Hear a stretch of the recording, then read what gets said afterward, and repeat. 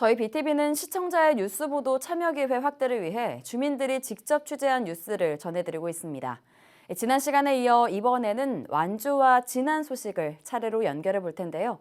박영환, 이규홍 주민통신원이 화상으로 연결돼 있습니다. 두 분 안녕하십니까?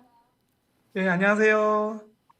네, 반갑습니다. 이규홍 통신원은 잠시 기다려 주시고요.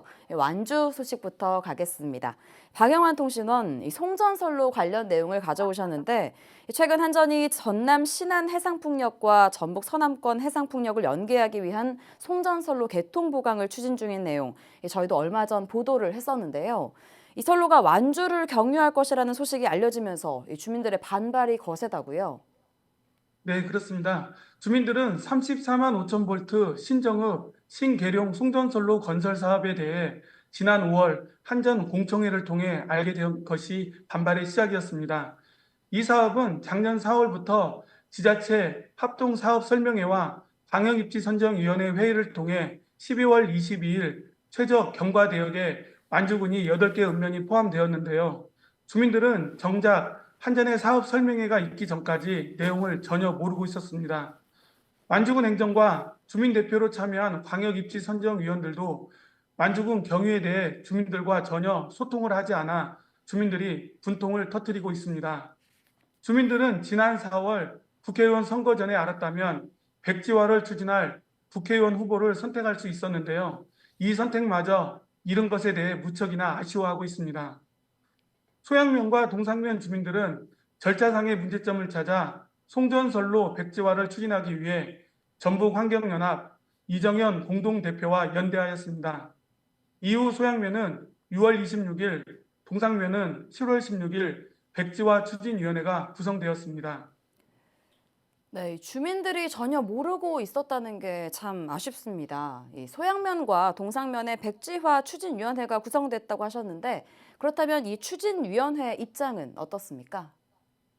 네, 백지화 추진위원회는 재생에너지 송전선로 사업이 분산형 에너지 정책에 부합하지 않고 광역입지선정위원회 구성해서 주민이 뽑은 대표가 아닌 위원이 참여하여 주민 의견 수렴과 공유가 미흡했다고 지적하고 있습니다.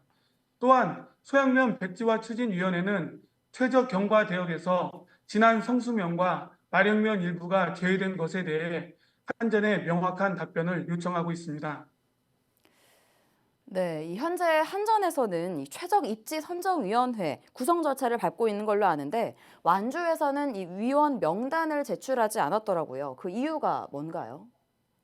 네, 주민들은 작년 12월 결정된 최적 경과 대역을 부정하고 있으며 최적 입지 선정 위원들의 역할이 지역의 노선을 결정하는데 지역의 갈등과 분열을 부추기는 원인이 된다고 주장하고 있습니다.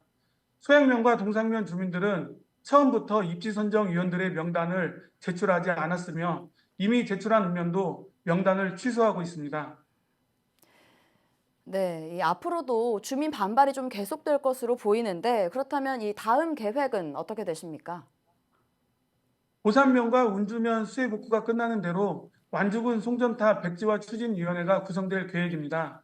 군 협의체가 구성되면 경과대역에 포함된 지자체와 연대하여 전북 권역의 공동 대응과 함께 전남과 충남의 연대 활동에 참여할 계획입니다. 또한 34만 5천 볼트 남서권 신계룡 송전선로 건설 사업이 추가로 계획되어 있어 완주군이 경과대역에 포함되지 않도록 사전에 완주군 행정과 군 의회에 협조를 요청할 계획입니다. 네, 이 무엇보다 이번 사업으로 인한 이 주민들의 피해는 없어야겠습니다. 완주 소식은 여기까지 듣고요. 이번에는 진안으로 가보겠습니다. 이규홍 통신원.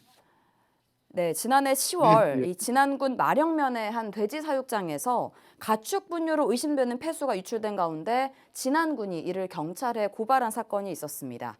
그런데 지난 4월 이 경찰이 이 사건을 무혐의로 종결하면서 주민들이 크게 반발하고 있다고요. 네, 그렇습니다.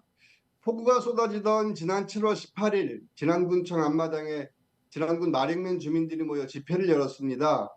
이날 집회는 섬진강 상류 환경운동연합이 주최한 것으로 무진장 축협이 운영하는 돼지 사육장에서 흘러나온 축산 폐수와 악취 문제를 해결해 달라는 주민들의 요구를 진안군에 전달하기 위한 것이었습니다.